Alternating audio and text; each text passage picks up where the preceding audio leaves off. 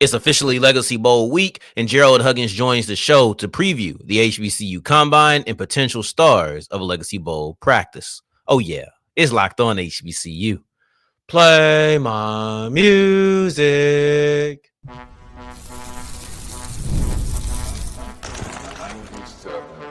You are Locked On HBCU, your daily podcast covering HBCU sports. Part of the Locked On Podcast Network, your team every day. What's going on, family? Welcome back to another episode of the Locked On HBCU podcast, your number one daily one-stop shop for everything HBCU athletics, Monday through Friday. Part of the Locked On Podcast Network, your team every day. And I, of course, am Darrion Gray, a.k.a. the Mouth of the South, Texas Southern alum and former TSU Herald Sports editor and current contributing writer at USA Today's Saints Wire. Thank you for going on this journey with me. Make a Locked On HBCU your first listen of the day every day. And remember, just because the mic cuts off doesn't mean that the journey's over. Just means it's time to follow me on Twitter at South Exclusives. Starts with an S and ends with an S. Today's episode is brought to you by FanDuel. And if you're new to FanDuel, you get $150 back in bonus bets if you put down a $5 bet that wins. If you go to FanDuel.com today. We'll wrap up today's episode with a look at the HBCU Legacy Bowl, and we preview the HBCU Combine and potential stars who could steal the show. We have all of those answers for you with Gerald Huggins. We're here to break down the Legacy Bowl, but the whole week of activity starts off with the HBCU Combine. I have my guy Gerald Huggins here, who is present in New Orleans as we speak. When you're looking at the Combine, how much does this really move the needle for kids in February, knowing that the draft is just a couple of months away? So for a lot of kids, this is their last opportunity or their only opportunity. Most didn't get a call for Hula, Tropical Bowl, Senior Bowl, Shrine Bowl. So this is their last and only opportunity for a lot of them to showcase the scouts before their pro day. And, you know, for the HBCU Combine, it's usually going to be 9.9 times out of 10 is going to be more NFL personnel at the HBCU Combine than it will be at their pro day. That's due to a lot of different circumstances, but for the most part, if they utilize it the right way and participate to say the least, participate as fully as they can if they're able to. I'm sorry, because we had an offline discussion. I wasn't gonna say that. Yeah, so if they're able to perform and they're able to perform, then they should. And the more you put out, the better. You know, running from it will never save you. I hope they heard you. I think a lot of people, they either overestimate or they underestimate the impact of this. And you told me what it is from your perspective. What are you hearing from scouts about the Combine, about the Legacy Bowl? Or let's keep it at the Combine. What are you hearing from scouts about the Combines and measurements and the drills and everything?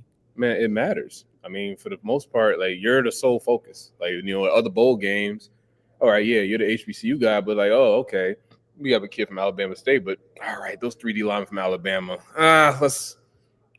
we're probably going to cater more to them naturally because for the most part, those guys probably have draft grades and they probably look more the type. So now when you hear, it's that big fish, little pond situation. So like you have a guy like today, I'm not going to give the specific measurements, I have an article dropping soon and we'll talk offline, but we have a guy like Jason Ivey from North Carolina A&T. When you see the numbers, when the numbers come out, you're going to be like, oh, so now that's a guy that wasn't really talked about, but now it's like, now you're intriguing because, hey, you such and such height and you have a way above average arm length. You have a way above average hand. So now it's like, oh, okay, now this guy's intriguing. We got to see what we could do with that. And then, you know, coming from A&T, they're pretty well known for having good offensive linemen because their offensive line coach has been there for a very long time. So you have situations like that where it's like, yeah, this is why it's necessary, you know. So this is really just putting a spotlight on something or someone that they wouldn't really get if they were somewhere else.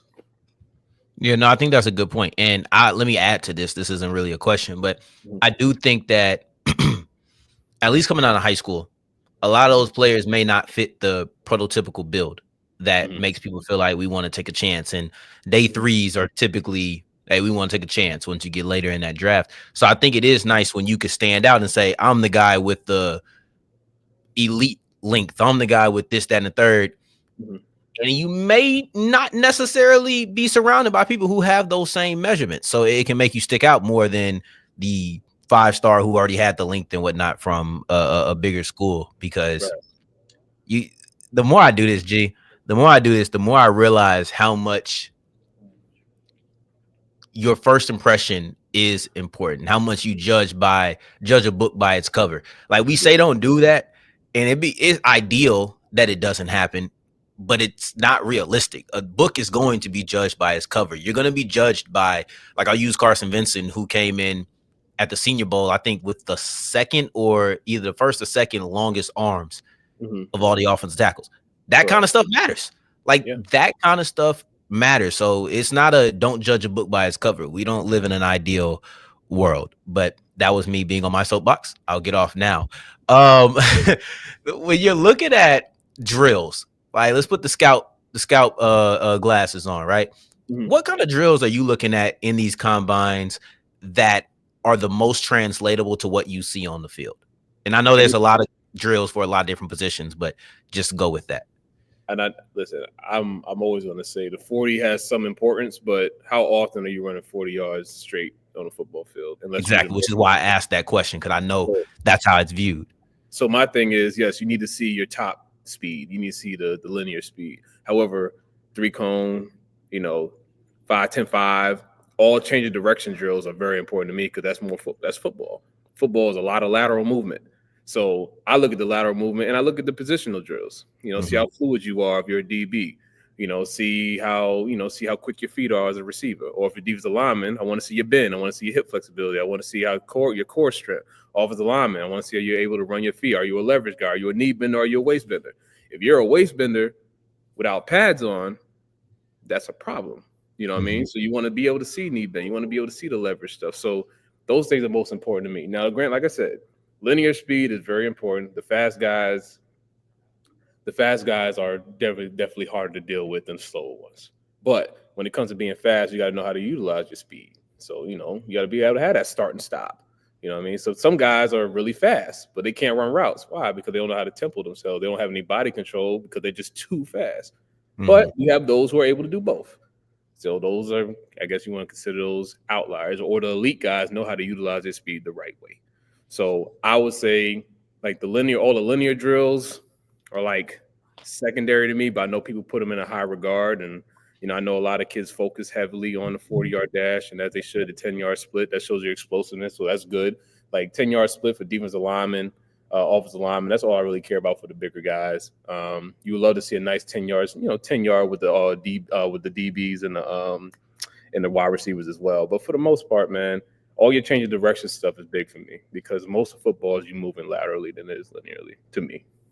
Right. I agree. Who's going to steal the show at the combine? Who are the candidates to come out and be like, I know we just talked about how the 40 is and all this, but it's the main event at the same time, right? Who do you think comes out and steals the combine? Rob McDaniel, Kendall Bowler. I think Jamari Gassett is going to run the fastest. I think pound for pound, when you put all the drills together on top of the measurements that will come out, you got to go with Rob, Kendall, Jamari. I think Jeremiah Pruitt from FAMU is going to steal the show again. They seem to do it every year. So who am I to say they're not going to do it again? So I'm going to say, like, out of the guys that's over 220 pounds, Jeremiah Pruitt may test the best.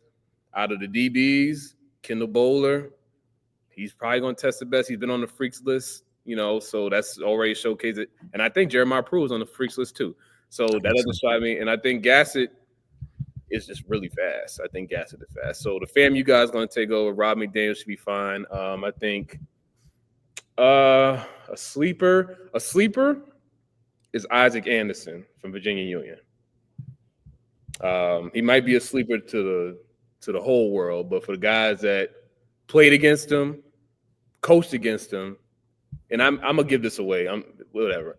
He came in at a better weight and height than I thought he would be at. He's at 6'2", almost 300 pounds on an empty stomach. So, and I've seen this young man do one-hand backflips at D tackle. So he's going to be a sleeper. I think he's probably going to steal the show. I'm not going to lie to you. Other guys are going to be, serviceable, but I think with Isaac, he's gonna blow it away. Okay. Now let's push forward. Let's transition into that football game because that's what everybody's going to be able to attend. That's what's going to be able to be seen by the public. So let's go ahead and break that down. The HBCU Legacy Bowl as we continue with Locked On HBCU.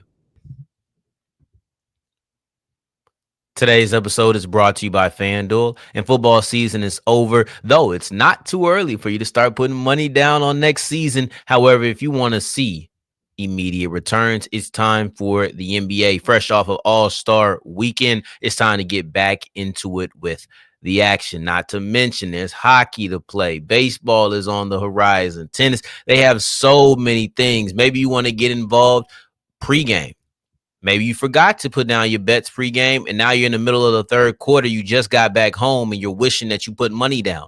It's not too late. Whatever option it is that you choose on whatever sport it is that you choose, if you put down a $5 bet that wins, your first $5 bet and it wins, you get $150 back in bonus bets via FanDuel. We want to make sure that you enjoy your time and make sure you stack wins on top of wins. Go ahead and go to FanDuel.com. That is FanDuel.com to make every moment more.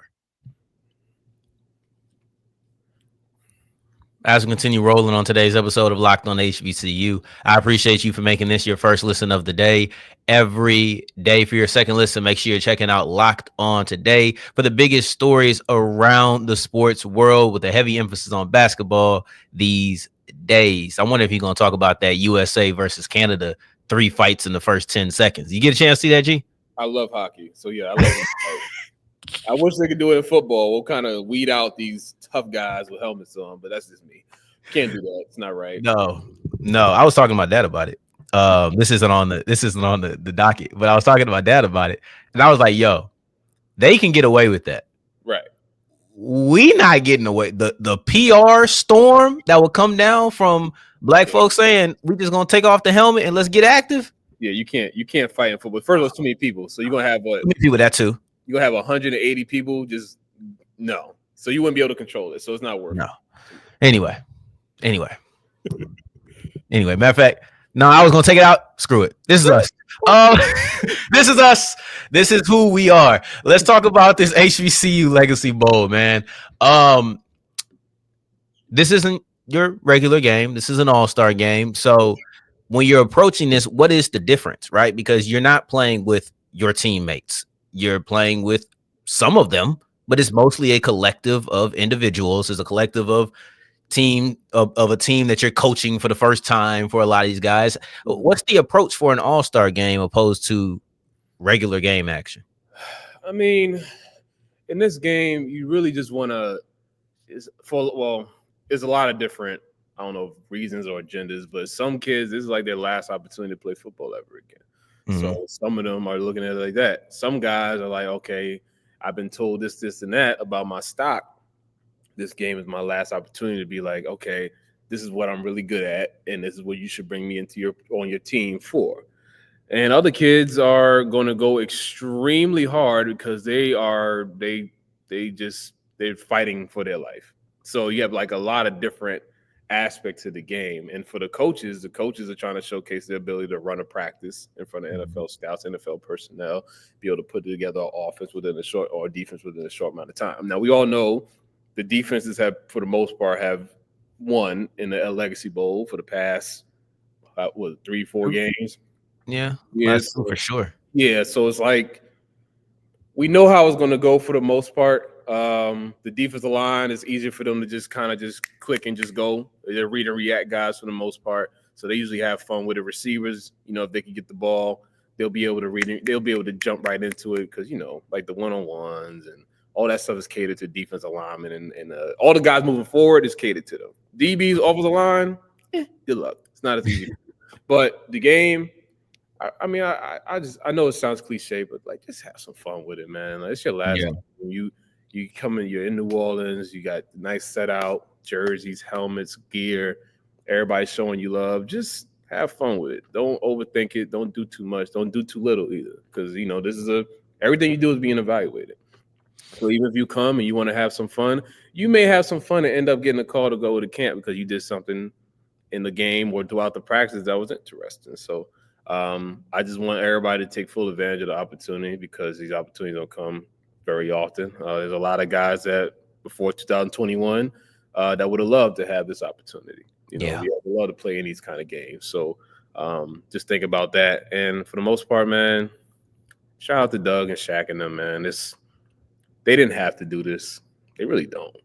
But they do it, and they come from a good place, and they're doing everything in their power. Everybody around them on the team, including the HBCU Combine, Daniel Van Noorden, shout out to him. My mentor, Roman Ovis, shout out to him, like putting these things together. Just give guys another shot. So I really, all in all, just want guys to make sure they take advantage of the opportunity, because other people don't get this opportunity. Once it's done, it's done. There's no FCS Legacy Bowl. Like once the Montana State guys, once the guys in the CAA, the NEC, the Patriot League, the Big South, all those guys, once they're done, it's over. They don't have a all-star game for those guys. Now, do they need it? That's up for them to. But you know what? I want to ask you this, because you said something that was interesting in there about the defense, right? Mm-hmm. And how they've been dominating. I feel like we got some good quarterbacks in here this year. I feel like we got some. Is this a year that we get back to a little bit better offense? Mind you, the winner of the game the last 2 years has scored 10 points each time. Do we get better offense this year? I would say when you have Eric Phoenix, Draylen Ellis, Miles Crawley, and Daniel Richardson, you should have 14 points between those two. I mean, you would think, just with the ability to do both, run and pass, be efficient, but they just have to make the game. They got to simplify the offense to get them in rhythm. Just get them. You know what that means. All these running backs, they have a bunch of running backs that can help, get your tempo going, run here. But it's just really, offensive line versus defensive line. But I think if the offense is kind of scheme it up to where, okay, they establish some sort of run game, these quarterbacks could work off of play action and timing and move in the pocket, so the defensive lineman will just tee off on them. Yeah. You can't tell me last year, I know it's Davius Richard, but he scored in the first drive. It was possible. If he was in there for a few more drives, who knows how many points he would have put up. So yeah. This is a loaded running back and safety Legacy Bowl and HBCU Combine. So those are going to be the two groups that have the most fun in this game, because they're the deepest and they're the most talented. So I think you have those two groups that can either lead to one or two things. Either it's going to be a lot of running the ball, or they're going to stop the run. There's going to be a lot of safeties and DBs having a lot of fun, strapping up receivers and catching interceptions, having fun. So let's see. I can't wait. And you mentioned somebody in there, Davius Richard, and I made a point about his injury on Friday's episode and how maybe you could have a little bit of fear going into that game. Mm-hmm. I don't know if many of the HBCU athletes have the luxury of opting out, but those who do have the luxury, do you think that we may see the chance of some guys saying, I'm going to do the practices, but in the game, I'm not going to do that? Or I'll add this little extra, not running the quarterbacks, because you do have mobile quarterbacks saying, we're not going to do that after last year. That's a lot. Football is football. Right. There are guys that tear their ACL at their pro day. Mm-hmm. There are guys that get hurt at the combine. I've stubbed my toe, and it hurt really bad for a very long time. You just don't know. You could, the kids walking around the hallway in the HBCU Combine, they could just slip and fall down the stairs. There's no hiding from an injury. You can't prevent. If you play football, you got to play football. So if you put the helmet on, you put the shoulder pads on, it's just going to happen. So there's no rhyme or reason to not doing it for the most part. You can get hurt at any time. So now, would I say running quarterback power and stuff like that? Probably not. I'm not doing that. And honestly, with the quarterbacks that we have, I would say maybe I'm not trying to run Crawley that much. Let him enjoy being in the pocket. You can move Daniel Richardson around, but I'm not going to have him running, quarterback powers or any quarterback leads, anything like that. Eric Phoenix can do it, but you really want to see him spin it. So for the most part, let the quarterback spin it. The only way you want to move him around, like move in the pocket, play action and stuff like that, rollouts. If he wants to scramble, by all means, all I'll tell the defenders, listen, it's an all-star game. I'm not saying just tap him, but just stay tap. up. Stay up. Like don't overdo it. Just tackle him, get him to the ground. Don't twist ankles. Don't gator roll. Just get him to the ground. It's an all-star game. So they just gotta know how to be professional. That's all. No, I agree. I do think it's difficult to avoid injury. It's impossible. It's impossible. Not just difficult. It's impossible to avoid all injury. So it'll be interesting. It'll be interesting if somebody has a really good week of practice. So they say, you know what, I'm cool. I don't think there's any players that have that ability to do that. I don't think so either. There might be one. One. There might be one player. One. You okay saying it? Damn. You ain't got to. I'm gonna ask you when we get off, regardless. So yeah, it's gonna be one. It might be one player that can say, "Hey, like based on my interviews, my testing, and how I look in my tape, I can chill." Because a team might say, "Okay, let's go grab this guy day 3."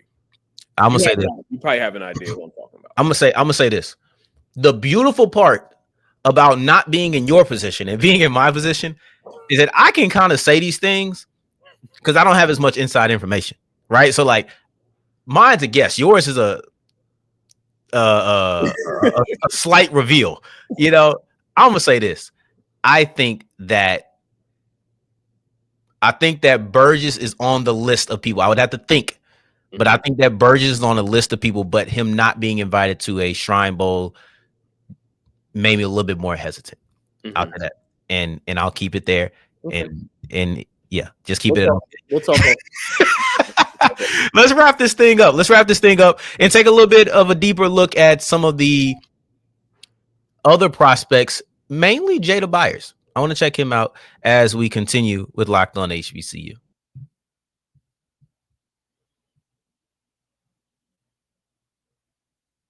As we're wrapping up today's episode of Locked On HBCU, I appreciate you for making this your first listen of the day every day, making it all the way to segment 3, and I thank you 2 times for that. Thank you. I got my guy, Gerald Huggins, here with me, and I'd say you were the first person to really introduce me to Jada Byers, right? Your fellow Virginia Union football player, and I'm looking at Byers versus the Alabama State linebackers of Dozier and Cunningham, and that is a matchup that I would really enjoy to see. How do you feel about that matchup, and is there any other matchups that you're looking forward to over the course of the week? Well, tell you one thing, kid's quick. So wait, which one? Because I think they all quick, but which one you reference? Well, Jada's different quick. Okay. I didn't know who you talking about. Okay. Jada is twitched up. He's quick. And he's pretty strong. I know it doesn't, people might not think so, but I was told that he's a plus 500 squatter. Pushing 600 squatter. So the guy who told me that wouldn't lie to me. He hadn't lied to me yet. So Jada's strong. He's just short. All right. He's short. Can he catch the ball? Yeah. Can he catch the football? And why was that not more of the offense? Like, I can't get into that, but I will say they did what they need to do to win. And in the CIAA, if you can run the ball, don't stop. And it got them to almost a championship game. So, hey, I'm cool with that. Jada won't be asked to run the ball 20, 30 times a game ever in his life ever again. So no. It's okay. So he's a guy during the Legacy Bowl week. I already know special teams is going to be his way in. So we're going to see him a punt return, I'm sure. We're going to see him a kick return, I'm sure. With a new dynamic kickoff, this is his way in. I like to see how he tests with the linear speed. Still trying to figure out what the linear speed is like. If he could get in that sub 4.5 range or, something in that low 4.5 range, okay, cool. But can't come in with no 4.6, 4.7. But I don't think that's so either. But I know he's going to kill all the lateral change of direction drills. Not worry about that. So, the linebacker's going to have he's not easy to tackle. Watch him for a long time. No matter who you are, no matter what level. When he played against even when he played against Hampton those years, man. Did he play against Hampton? I think he played against Hampton once. It was just like, he's played against good competition, even in CIAA, even when they play out of conference. He played Valdosta twice. The kid is not easy to tackle. You got to find a way to tackle him in the phone booth. But outside of that, man, I would like to see what offensive lineman is going to step up and block Elijah Williams. because I don't, I would like to see it because he's baptized a lot of guys that we consider some of the best offensive linemen that ever played in the MEAC and done it. Maybe baptized, not the right word, but it's close enough. Everybody knows game plan. You have the game plan for zero. He's the guy. So I would like to see what offensive lineman steps up, and I like to see what quarterback's going to make it interesting. What quarterback's going to really come out, take command, spin the ball, give the receivers the opportunity to showcase their ability. Because it's nothing like being a receiver, running a good route, cooking a DB, and then you can't get the ball. So it's a lot of pressure on all quarterbacks to be like, hey, even during the combine, like when they do their gauntlet drills and stuff, come on, QB, get him the ball. Give him the ball that he needs so he can showcase his abilities. So there's added pressure on the quarterbacks. But guess what? Your quarterback pressure is supposed to be a part of your scout report. How do you conduct yourself when all eyes are on you? How do you conduct yourself in the clutch moment? So what other clutch moment is that to where like you could ruin the guy's draft stock because you don't know how to give him the ball in the combine or the Legacy Bowl practice? Running backs versus these linebackers is going to be fun because there's so many running backs and the different flavors of running backs, from Irv Mulligan to Jada Byers to Jaden Sutton. You got some power guys that are going to run through you, and you got some shifty guys that can run around. You got Jared Hunter. He's been one of my favorites for, oh my God, almost 3-4 seasons now. So seeing those guys grow up in this football game and there's all they come together and be in one place. I mean, we don't have all our guys, but we got enough of them. So I'm excited to see the different matchups. Hopefully everybody participates as much as they can, and then we'll see how the game goes. When you're looking at Byers, Division two guy, we often talk about playing up, whether that's FCS playing FBS guys or D2 playing FCS guys. Do D2 players in this type of game have more to gain because they are, I know it's a mixed bag, but technically playing up, right? Like you're playing some MEAC guys, you're playing some SWAC guys, like you're playing some Tennessee State. Is that a thing in the All-Star game? To me, I mean, because I know just based off of yesterday, man, Kenny Bennett and Travis Martin, 2 D2 kids, DBs, one, they look the part. So we just want to see how they look against, the SWAC or the MEAC. But for the most part, I mean, you have guys like him and those two, Isaac Anderson, like those young men have an opportunity to really showcase that they could have. No one's doubting, and some actually did play in other places that were higher level and had to drop down. But for the most part, like I always told you before, even with the Shrine Bowl, Senior Bowl, Hula Bowl, just look like you belong. Yeah, that's it. It's not. I mean, it sounds simple because it is simple. It's like look like you belong. If you don't look like you belong, then you can't be mad at the results that come out of the game. Like, okay, well, this D2 guy couldn't dominate or look the part versus FCS competition. So what are we doing? So like when Josh Williams went down to Senior Bowl and he looked the part. That's how you be a D2 kid, get drafted 4th round, and now you're 3-time Super Bowl champion. So shout out to Josh Williams. Shout out to Josh Williams, man. Shout out to Emmanuel Wilson. There's another kid. Just went to NFLPA Bowl, did well, came back, did Legacy and HBCU Combine, if I'm not mistaken, and then went on to training camp, then made the practice squad, and then made the roster. So now he's a number 2 back and on the Packers. Yeah. No, we talk about him often. Like we don't really talk about him on the show, but you and I, we talk about him often in a position that he's found himself in. You mentioned Elijah Williams, big dog, man. We expect him to have a really good day, but let's take him out of the equation. It always feels like there's a defensive lineman who shows up and dominates in these games. If it's not Elijah Williams, who's the next candidate to be that guy? Let me look through the Legacy Bowl roster real quick. I'm gonna say Fred Stokes is a guy I like. The big defensive end from Prairie View, I believe. He's a drop down from Central Michigan. I saw him for the first time versus Michigan State. He had a really good game, in my opinion. That's probably as best as you can do as a HBCU player going against Power 4 competition. He showed the length. He showed the hustle. He showed the hand fighting. He's pretty stout. I've been able to talk to him. He's a great kid. So you want to root for a kid like that. Traquan Thomas, a little undersized. He's a complete opposite.